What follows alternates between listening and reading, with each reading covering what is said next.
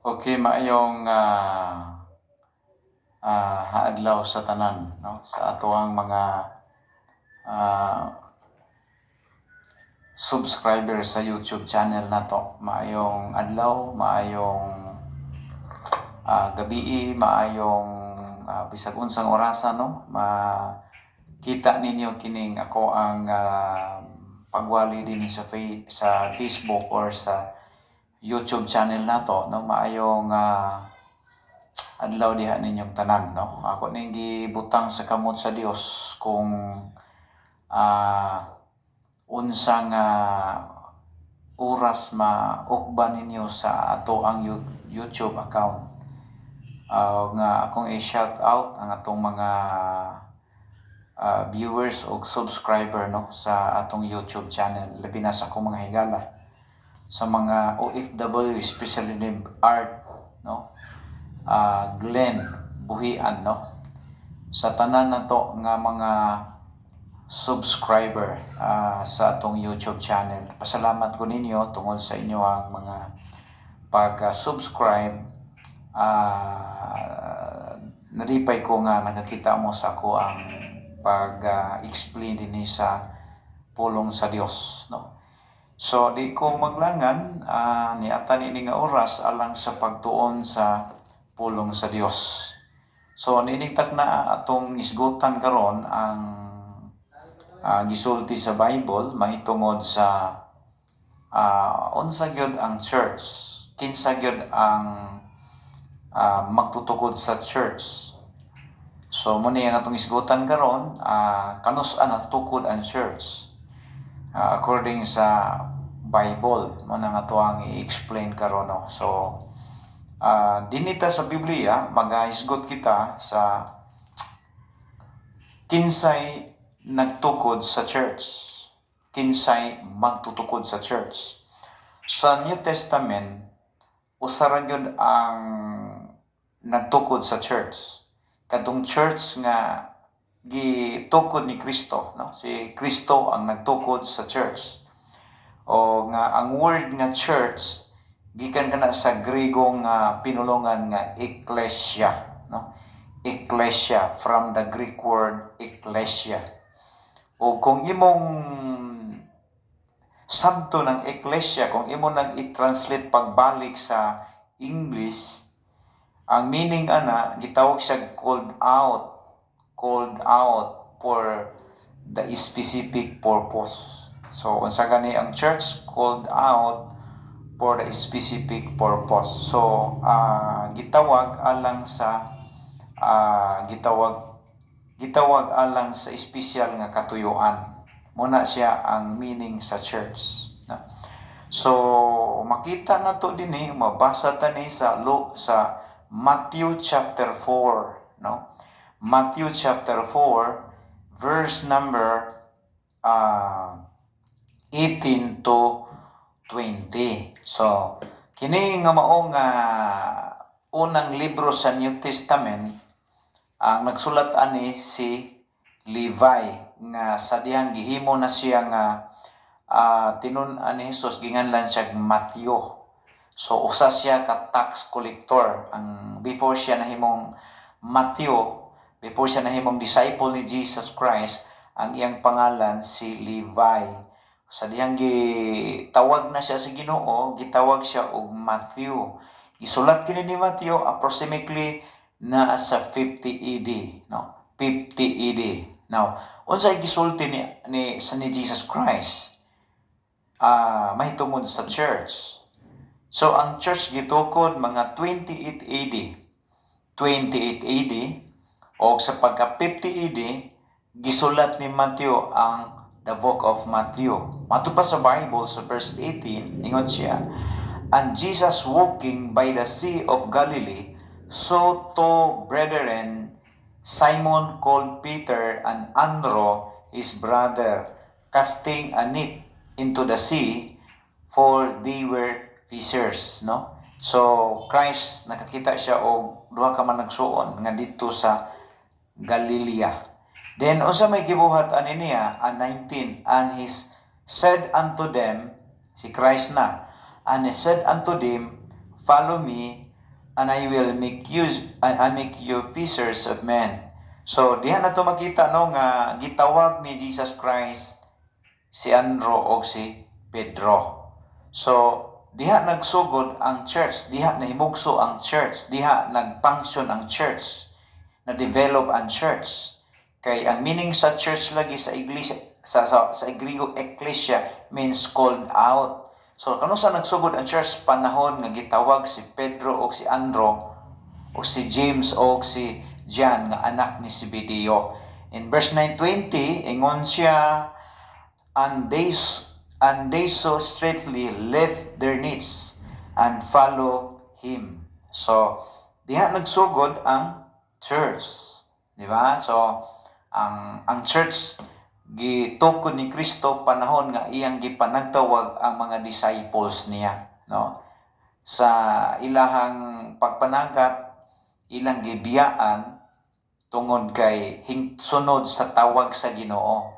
So munto ang isin sa church, kay church sa English church sa Griego ecclesia, o niya ang meaning sa ecclesia is meant called out for the specific purpose. Gipanagtawag alang sa espesyal nga katuyuan, no? Ilang gibiyaan ang ilahang mga pukot, ang ilang profession being as fishers, kay nanagat na silang mga tao. Now in verse 21, and going on from thence he saw other two brethren, James the son of Zebedee, and John his brother, and in a ship with Zebedee their father, mending their nets, and he called them. Sa hitabo, and they immediately left the ship and their father and follow him. So muna ang pag-develop sa church, pag-organize ni Kristo sa church. Pero before na nahitabo, pag-develop ni Jesus Christ sa church, pagtawag niya sa mga disciples, mabasa po nato sa Matthew chapter 3 nga nagsugod siya sa iyahang pagpabaptize ngadto ni John the Baptist.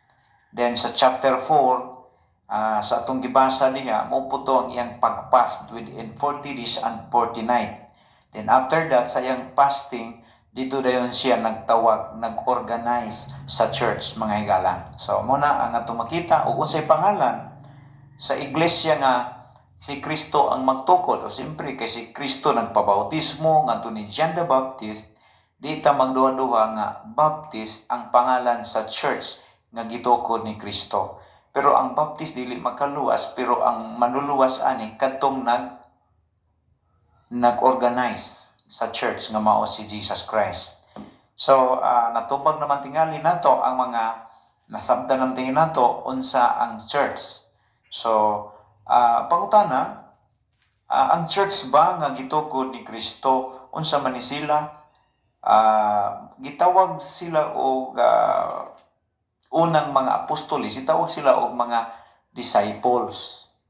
So ang member ni Christ, iyang gidisciple og 3 years o 6 months, then gihimo niyang apostol, no? Ang una, ang church, ang 12 gidisciple niya, gihimo niyang tinun-an, then after 3 years o 6 months gihimo ni Jesus Christ silang apostol. Ang meaning apostol is send out, gipadala, mga pinadala or ambassador. So muna no ang church nga si Kristo ang magtutukod. O nagsugod ang church dito sa Judea Peninsula, kay dito si John the Baptist nag-baptize niadtong mga naghinulsol sa ilang mga sala, ug niya nahimong followers ni Jesus Christ. So muna ang biblical explanation about the church. Now, unsa man ang gitawag nato og ilhanan sa church nga gitukod ni Christ? Kay sa ato rong panahon, daghan kaayo nga nag-angkon nga ang ilang simbahan o church gitukod po daw ni Kristo. Actually, ilaw sa nang katungod, pero makita na to ang usa ka iglesia nga si Kristo ang magtutukod, kung si Kristo giila nga maoy manuluwas nila ug dili ang ilang may binuhatan, dili ang mga tradisyon o uban pa nga mga giumol sa usa ka organisado nga grupo pundok. Dili ang mangluluwas sa ang iglesia nga gitukod ni Christ, ang manluluwas ani mao ang nag-organize, mao si Jesus Christ. Muna ang pag-ila sa tao sa usa ka church nga iya sa Dios. Now, diri na to mabasa sa Acts chapter number 2. Okay? Kung nakay Bible, kita na to nga pagsaka ni Kristo padulong sa langit, dunay 120 ka mga member sa church nga gitukod ni Kristo. Pero ang 11 disciples lang ang nakadawat ani sa Holy Spirit, no? So mo nang dili ko motoo nga sa ako ang pagtuon sa Biblia, ang church wala natukod sa panahon sa Pentecost. Natukod ang church panahon nga diri si Kristo sa kalibutan. Kay sa Pentecost wala naman si Christ dihay, uli naman sa langit si Christ. So sayop ang mga interpretation sa uban nga mga preacher nga ang church daw natukod sa panahon sa Day of Pentecost. That is a very big wrong statement. Kay ang atong makita diha, ang church nag-exist na sa panahon nga diri si Kristo sa kalibutan. Unsa gani ang duha ka ordinansa nga gihatag ni Kristo sa iyang iglesia, baptism ug Lord's Supper. So sa diri si Kristo sa kalibutan, nagbaptize si Jesus Christ, ang iyang mga apostol nagbaptize. Mabasa ta na diha sa John chapter 2 nga si Kristo nagbaptize human sa gibautismo ni John the Baptist. Nagbaptize po siya hasta po ang iyang mga disciples. So dito na to makita nga ang church nag-exist na tungod kay ang ordinansa nga gihatag ni Kristo sa iyang iglesia na gihimo nila sa panahon nga diri si Kristo. Nagbaptize sila, ikaw nag-initiate siya sa Lord's Supper. So kanang Lord's Supper o baptism mauna ang ginapractice sa church nga gitukod ni Kristo. O wala pa miabot ang Day of Pentecost, si Kristo nga diri pa sa kalibutan nag-exercise na o nag-practice na sa iyang mga disciples. Now, mabasa ta ni sa diha nga si Christ misaka sa langit sa pagkamatay ni Kristo, gikan sa mga patay, gitagaan niya ang 11 disciples og Holy Spirit, no? Gitagaan niya og Holy Spirit. Munang mabasa na to sa John chapter 20 verse 22 ingon ang Bible diri 21 sugod. Then said Jesus to them again, peace be with you, as my Father hath sent me, even so sent I you. Verse 20, and when he said this, he breathed on them and said unto them, receive ye the Holy Ghost. And siya, receive the Holy Ghost. So, ang 11 disciples ni ini nakadawat og partial Holy Spirit. Pag-abot sa Day of Pentecost, imong makita diya nga ang 109 ka mga believers, wala pa sila Holy Spirit during the time. Kaya ang 11 disciples naman. Apan sa diha sa Day of Pentecost, ang 109 ka mga believers nakadawat sa Holy Spirit. Mo nang gitawag siya og gitawag na to empowerment sa church.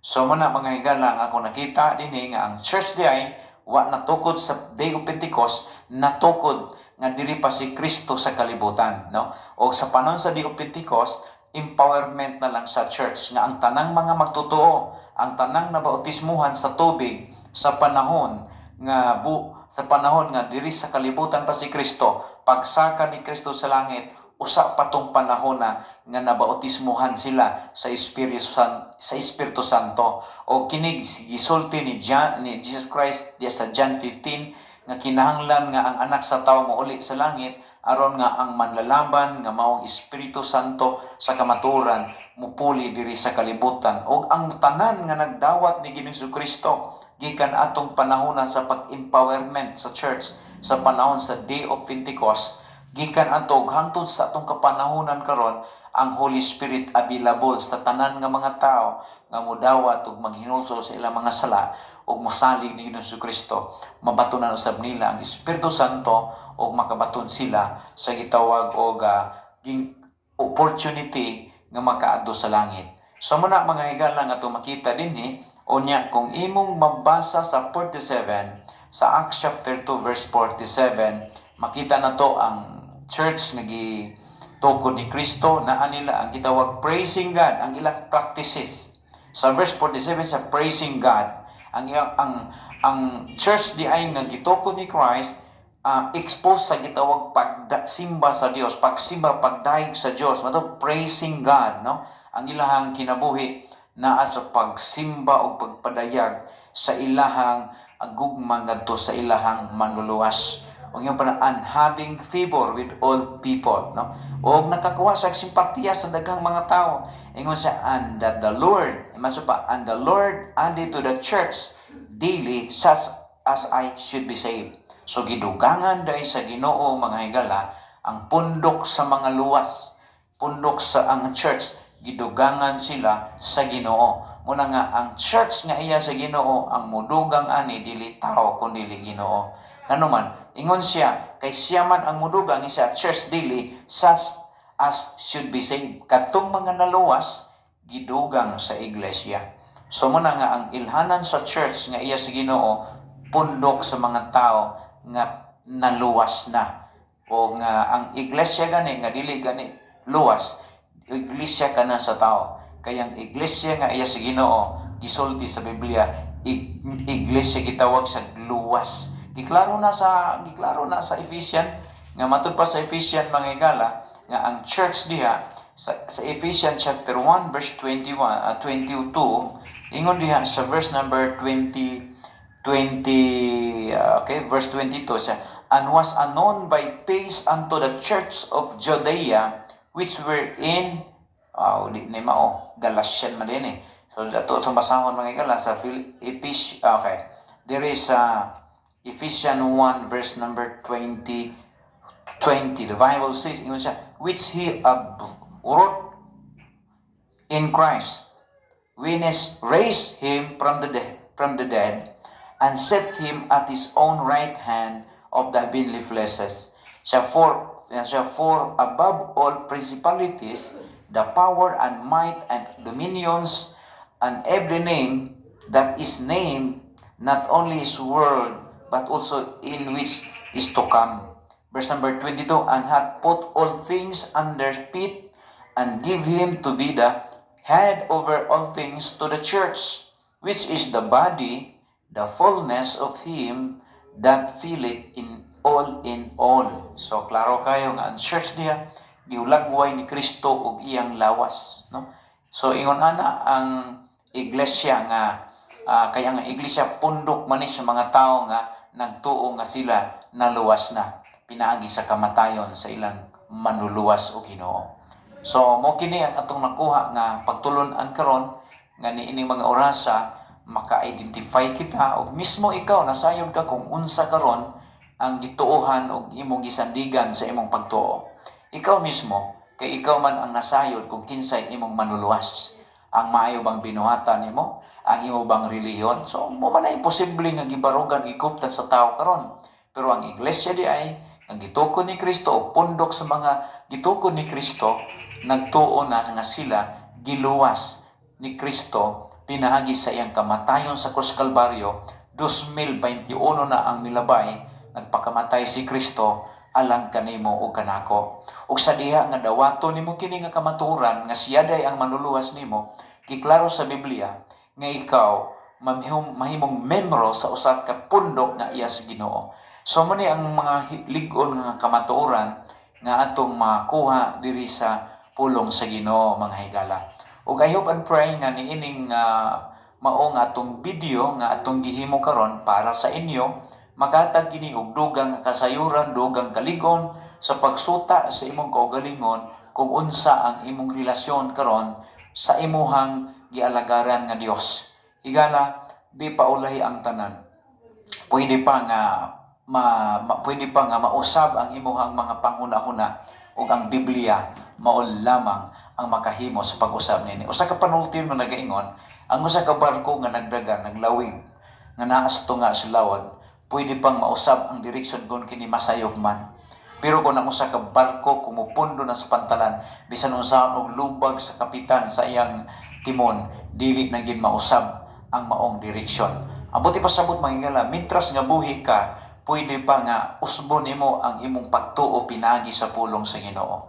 Ipahaom diri ang imong pagtuo og one day moabot nimo ang kamatayon, mahimo kang sakto kay among gisandigan sa imong pagtuo, gipatungan sa imong pagtuo man diri sa pulong sa Dios nga dili pwedeng mausab. Daghang salamat og akong pagampo nga niining mga orasa nakahatag kita ninyo og output mahitungod sa mga butang espirituhanon ug dunay dakong kalampigitan sa tuong pagbiyahe sa atong journey niini nga kalibutan. Daghang salamat ug ang Ginoo magapanalangin kaninyong tanan.